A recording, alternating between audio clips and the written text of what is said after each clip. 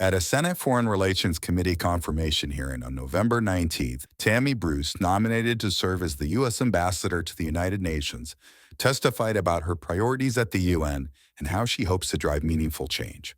Watch her full testimony right here. With the United States as a founding member of the United Nations, it is unfortunate to have to note that over the past 80 years, the UN has in fact strayed from its original mandate as outlined in the UN Charter.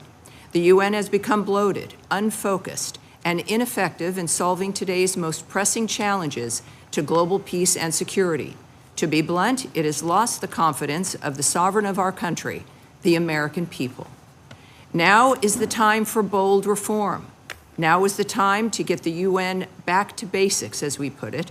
The UN must return to its core purposes, above all, its founding mission to maintain international peace and security. If confirmed, I look forward to supporting President Trump and Secretary Rubio in their efforts to reform the UN and revitalize U.S. diplomacy, putting the nation's interests first and delivering wins for the American people. It is also vitally important to note that multilateral organizations must remember that they do not exist to manifest themselves as global governing entities. It is the sovereignty of member states which must prevail.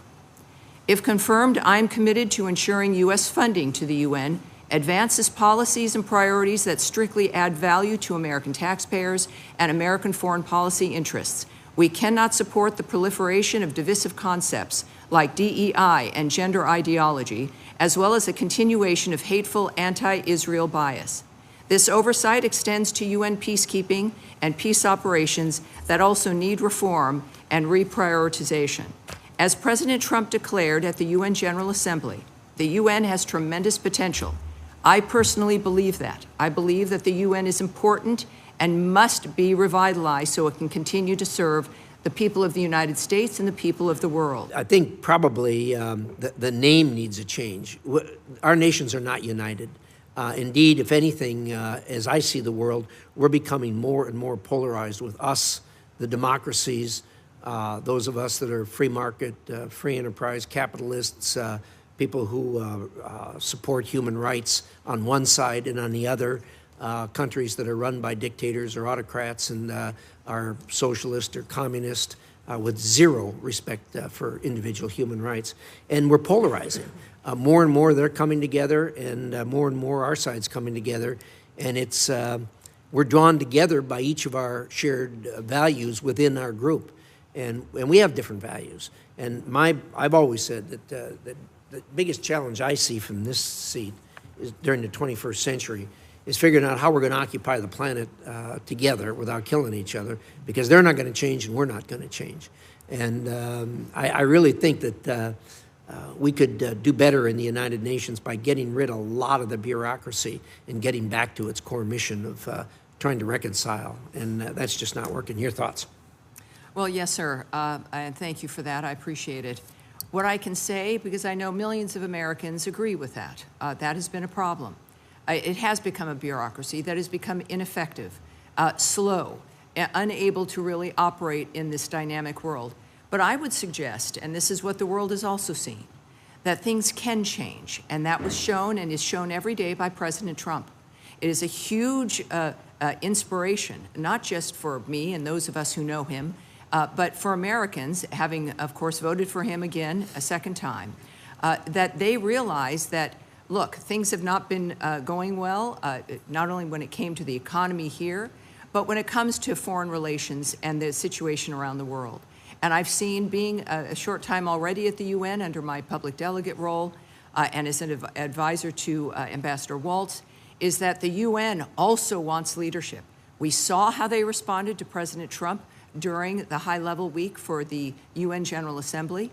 They want leadership. He is well-respected, he is inspirational, and he clearly already makes a difference around the world. So I think it is that example that tells me and the 5 other ambassadors, the 4 that you've already confirmed to the U.S. mission to the UN, that he's serious about wanting to make it work. He sent people that he knows will get the job done. We've expressed that. I know certainly Ambassador Waltz has, certainly by doing great work, because it's not a zero-sum game of one or the other. It is about blending reform with the work that we are doing. That's what President Trump does.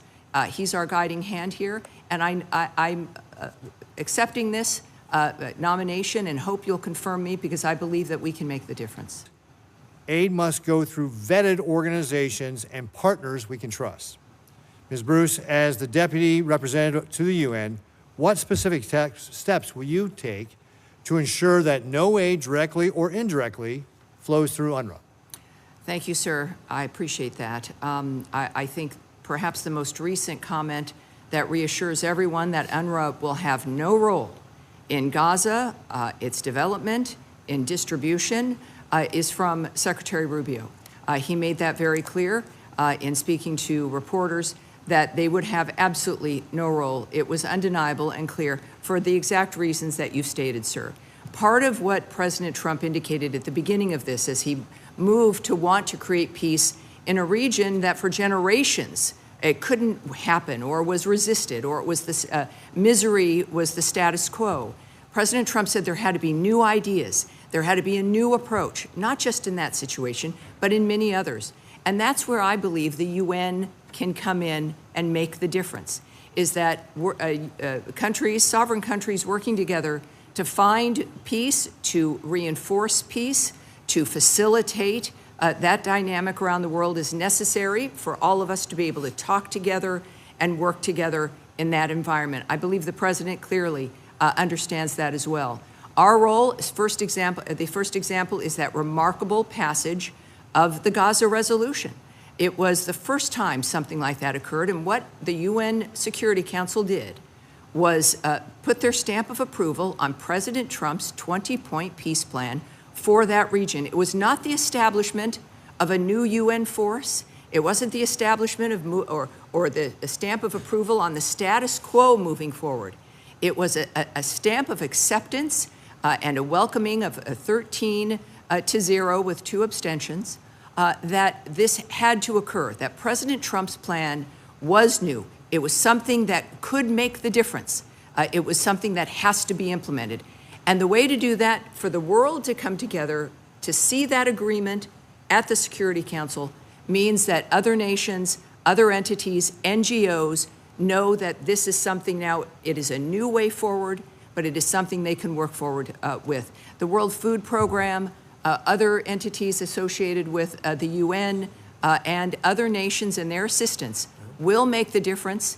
We will pick up the difference of whatever UNRWA claimed that they were doing.